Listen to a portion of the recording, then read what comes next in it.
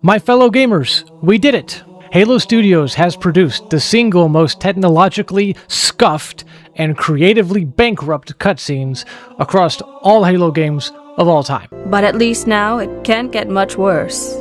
On my initial viewing of this scene, I was immediately turned off by what appears to be a cheap AI cutscene with visual and logical inconsistencies that one would expect from an AI. Following that, I noticed the abysmal dialogue, as well as both lore and character-breaking choices by Halo Studios, for both the Master Chief as well as Sergeant Johnson. Disappointing, but the narrative moved on, so I didn't dwell on it. Later, as I was editing my footage, I came across this cutscene, and oh boy, buckle your ass, because it gets so much worse than I originally thought it was. But it did get worse.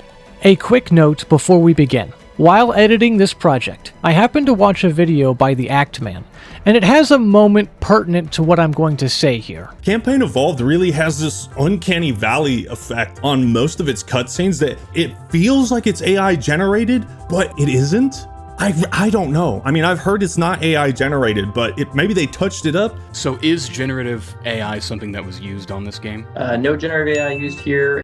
I am aware of these Halo Studio devs saying that there is no generative AI used in the game, but I'm choosing to maintain my stance that this cutscene uses AI anyways.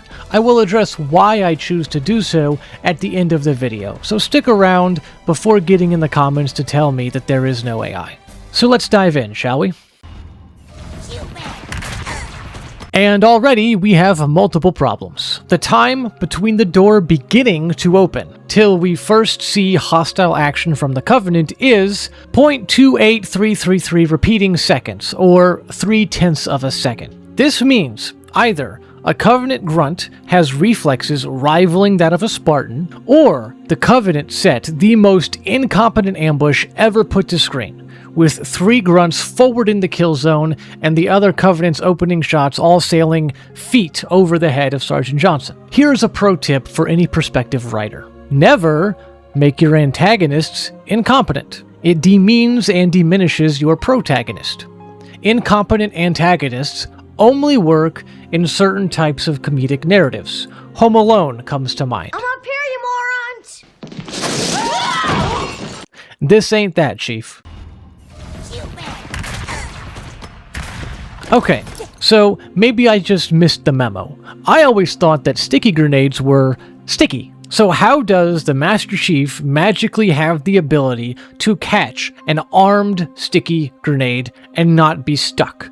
And then there's this shit. What we have here is one of the reasons why I think Halo Studios used AI. Yes, the pre-rendered cutscene that Halo Studios made is natively this fucking blurry and scuffed. I dug out the original cutscene from the file browser and checked for better quality. This is the best we can do. The blur on the right is the Master Chief. The blur on the left is the grunt. And this is the plasma grenade. The Master Chief in his armor stands 7 feet 2 inches, roughly. And if you do a basic eyeball of the distance involved here, the Master Chief is probably a bit taller than the distance between him and the grunt. Yet for some reason, the fucking Master Chief, the most competent, highly trained goat of a soldier that humanity has ever produced, decides to move his rifle completely out of play, wind himself up into an exaggerated baseball stance, and chuck the grenade with all his strength, only for the grenade to come out at a very slow arcing lob of a trajectory. Almost 2 seconds after contact with the grunt, where the grenade magically decides to stick this time, it explodes, practically at the feet of the Master Chief and Sergeant Johnson. By the way, did you notice anything wrong with the sound? The Master Chief is using a battle rifle, which sounds like this. But in this cutscene, they swapped out the battle rifle sound effect for the assault rifle sound effect. I guess it's close enough for Halo Studios. Let's take a moment to appreciate this setup properly.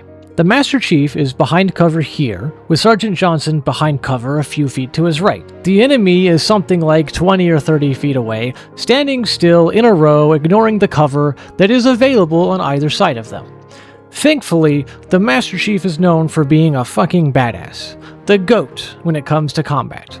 It's gonna be so awesome to see this 7-foot 2-inch walking death machine handle business, especially considering how a couple of grunts, one jackal, and one elite wouldn't even last 30 seconds against the Master Chief in a fight, right? You'd think so, wouldn't ya? The Master Chief's first burst, Bullet 1 hits the grunt in the skull, Bullet 2 hits his flat helmet thingy, and Bullet 3 flies right over his head. Good enough, I guess. He got the first round on target. No, the grunt just face tanks the rounds like nothing happened. Let's go back and check the second burst.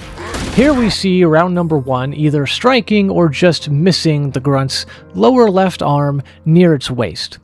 But simultaneously, his head appears to be exploding. As we go forward a few frames, we see the second round fly between the grunt's arm and thigh, and then finally the third round appears to strike the grunt's waist to zero effect. Meanwhile, the grunt's head continues to explode, as though the Master Chief actually shot him in the head. Once again, in real time. The AI bullshit is pretty obvious here, by the unnatural manner in which the Covenant troops squirm and gyrate while staying in position. However, because of the distraction of said gyrating Covenant troops, you may have missed several other fucky-wuckies. If you look closely at Sergeant Johnson past the elite, you will notice he steps out of cover, carefully aims down his rifle sights, and then doesn't shoot any of the obvious targets in plain view 20 feet in front of him, and then he returns back to cover. While this is happening, the Master Chief steps out, fires 2 more bursts at the enemy. His first round strikes this grunt's methane tank, which should explode to great effect. Round number 2 goes high and wide, and round number 3 does fire, but they simply fail to render the round at all. The Master Chief's second burst is fired at the elite. However, the Master Chief shoots embarrassingly low, with round number 1 missing the elite's leg by hair's breadth. Round number 2 just phases through the leg with no noticeable effect, and once again, there is no third round. Halo Studios then makes a really strange artistic choice here. They play really tense and scary music, building up the reveal of the Prophet, but simultaneously, they have Sergeant Johnson read off some cringe line right out of a Marvel movie about it, which kind of fucks any sense of trepidation or tension the visual and music combination was trying for. Now, watch and listen to what happens in this quick moment. Did you catch that?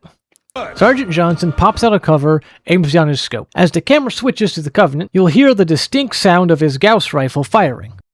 And nothing happens. According to Halo Studios, Sergeant Johnson is somehow more incompetent at shooting than they make the Master Chief out to be, as he fires with a scoped weapon at enemies about 20 to 30 feet in front of him, and he can't even get his round within the fucking camera's field of view. This is fine. At this point in the timeline, the Covenant view humans as filthy blasphemers, and they would be insulted by the idea of speaking with a human, let alone going through all the effort to learn to speak English. This makes no sense, and it directly contradicts Bungie's established behavior for Covenant. There is a reason Bungie made it, so that the Covenant do not speak English in Halo Combat Evolved or in Halo Reach. Before Halo Combat Evolved, the Covenant were implacable, unknowable, alien, terrifying, and unstoppable. Halo Combat Evolved is supposed to be the turning point for humanity. It was the combined efforts of Cortana getting into the Forerunner systems on Halo and consuming all of that knowledge, as well as the Master Chief, getting her there and then getting her back home safely, that provided humanity with a knowledge advantage for the very first time in the entire conflict. While all this knowledge could not be converted directly into technological advantage overnight, it did result in humanity's ability to understand Covenant speech, as well as actually engage in cyber warfare and espionage. This is a capability we did not have until after Halo CE. Yet Halo Studios goes and retcons even this fact during these 3 bonus missions they pull out of their collective ass, by giving Oni the ability to make little pocket hackers, MacGuffins, that magically hack systems or retrieve data from Covenant systems in like 3 seconds flat. Stellar fucking writing, Halo Studios. Truly intelligent and thought-provoking narrative. Moving forward, I'm going to not pick apart every little thing this prophet says, because his whole dialogue is stupid and cringe, and this video would get even longer than it already is. I'll mostly leave him to talk and address the other problems that I notice. It would appear Halo Studios has not yet finished making the Master Chief appear incompetent. Do I really need to explain why it is so monumentally fucking stupid to voluntarily leave cover and walk out in front of a group of hostiles, all holding weapons that are pointed at you? Do I need to re-examine the context of this cutscene and explain the hatred and slaughter humanity has endured for fucking decades at the hands of the Covenant? I digress. I think we've seen enough already. A bit of pithy, Marvel-level banter from the Master Chief. Clearly, Halo Studios understands the character of Master Chief.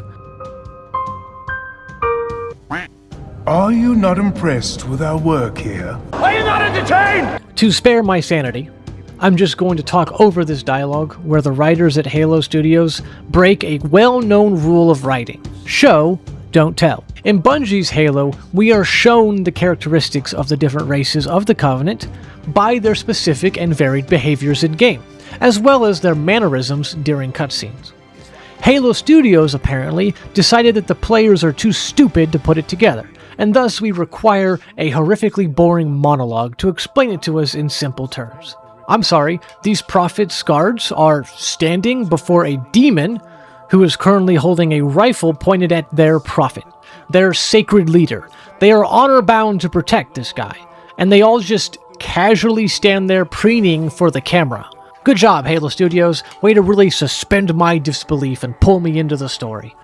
Then comes the Brute. Okay, so in all previous Halo lore, the Brutes are a cunning and scheming race with high levels of aggression. This aggression makes them appear stupid, and that is how they are able to outmaneuver the elites politically with the help of the Prophet of Truth. Not to mention how smart they are in Halo Wars 2 and Halo Infinite as the Banished. Thankfully, Halo Studios is here to retcon all of that lore and make it so that Brutes are just mindless, raging apes. All so that Halo Studios can introduce another MacGuffin. The very same MacGuffin that they have Lieutenant Williams make one reference to later in the story, and then never address it or give any further explanation about it ever a fucking again. Whatever the Covenant's working on here needs to be stopped before it can go any further. Reshaped.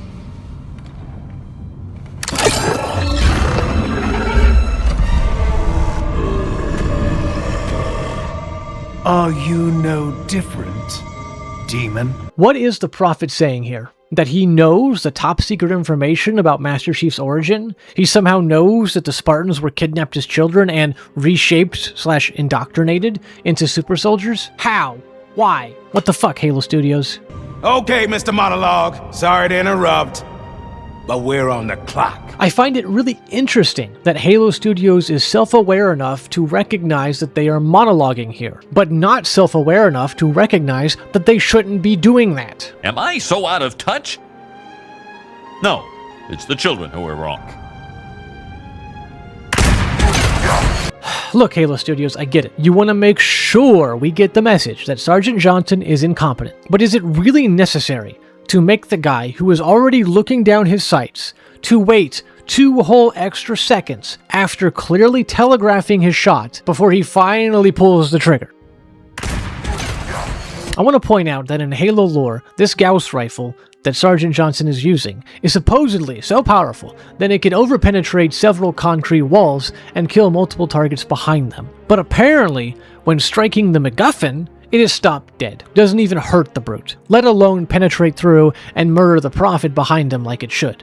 Also, where does the Prophet go?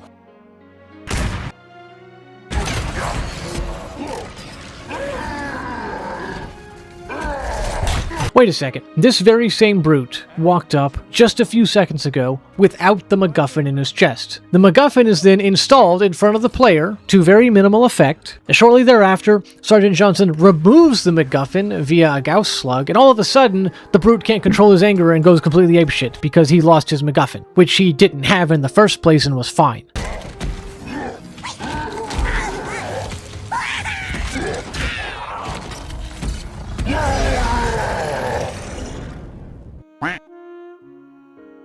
I swear, Halo Studios treats their own lore like a Schrodinger's box experiment. The whole brutes are mindless rage monkeys without said MacGuffin, except for the times they are calm without the MacGuffin, but then the MacGuffin is taken away from them a different time and now Ape is angry, is just inconsistent as fuck. Another example would be the sticky grenade from earlier. Sticky grenades are grenades that stick to whatever they touch. This is basic Bungie established lore. Then Halo Studios takes that lore, puts it in their Schrodinger's lore box, and now the lore both applies and doesn't apply at all times simultaneously. The first time they open the box is when the Master Chief catches the live sticky grenade, during which time the lore does not apply. The box is then reclosed until the Master Chief throws the grenade at the grunt. We then reopen the lore box, and this time, the lore does apply. The grenade sticks to the grunt and ultimately kills it. This analysis took us quite a while, so I'm going to wrap this up fairly quickly. I've been going on about this cutscene being AI generated because that's what it feels like. Unfortunately, this might not actually be true. I watched the Axeman's video on the game recently, and according to Halo Studios, no generative AI was used. No generative AI used here. So why am I leaving this video as is? Well, the logical inconsistencies in this cutscene are so fucking bad. If it is true that actual human beings scripted this dialogue, planned this action, and with direct human interaction animated these cutscenes, then my only advice would be for everyone involved to please seek medical help immediately. To call you mentally retarded would be an insult to all those fine people who suffer from mental disabilities. I swear to you, I could go talk to a kind soul with Down syndrome and get a more logical, more interesting conversation from them than whatever fucking human beings labored long hours making this steaming dog shit and thought it was good enough to charge us $50 fucking for. So I conclude that pretending that this stupidity is partially due to AI dogshit is the kindest thing I can do given the circumstances. And if Halo Studios is offended by the truth, they can go eat a bag of